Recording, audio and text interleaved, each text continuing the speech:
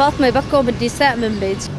طبعا دائما الدولة التركية تسعى انه هي تخلي هاي المناطق دائما بحرب دائمة، فمنشان هيك هي تبعت جبهة النصرة حتى تتخلص من الفصائل اللي موجودة داخل هاي المناطق اللي على الحدود التركية، حتى تقول انه هن مصنفين من مصنف الارهاب. احنا كنساء مدينة منبج ندين ونستنكر هذه الفصائل، لأنه نحن كنساء منبج عانينا الكثير من مرتزقة داعش.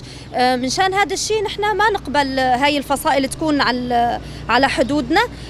فالدولة التركية دائما هي سياسات مهيمنة حتى تخرب هاي المناطق. إبراهيم السطاف. نعم، رد مدينة منبج واضح. جبهة النصرة داعش ثاني، نفس السيستم ونفس السلال، بس لكن بغير وجه، يعني عملتين لوجه واحد. نحن ما خلصنا من داعش إلا ما خلينا شيء، فنحن حنكون جاهزين إن شاء الله بالخندق الأول ضد جبهة النصرة وضد الجولاني والإرهابيين كلهم، وإن شاء الله حنكون مدافعين عن منبج. ولا يمكن يفوتوا جبهة النصرة، لأن هؤلاء داعش وليس جبهة النصرة.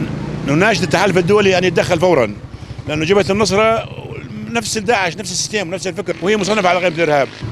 والله المنظمات يعني مصنفة إرهابية في العالم، ويجب على جميع التحالف الوقوف عند هذا الموقف. أبناء المنطقة مستعدين ندافع عن أرضنا وعن عرضنا ونحافظ على دم الشهداء، لأن من حرر هذه المدينة هي الشهداء. رابعة بكرة. يعني هي جبهة النصرة نفسها داعش، يعني أنا بستغرب ليش إنه عم بغيروا بالأسماء. ما هي جبهة النصرة كانت هون وقت كان على أساس جيش حر، قاموا جبهة النصرة فجأة صارت داعش. يعني ليش التلاعب هذا اللي عم بيصير حتى يدمروا هذا البلد؟ يعني ما رح نسكت ونرضخ لهم مثل قبل، لا رح نقاوم.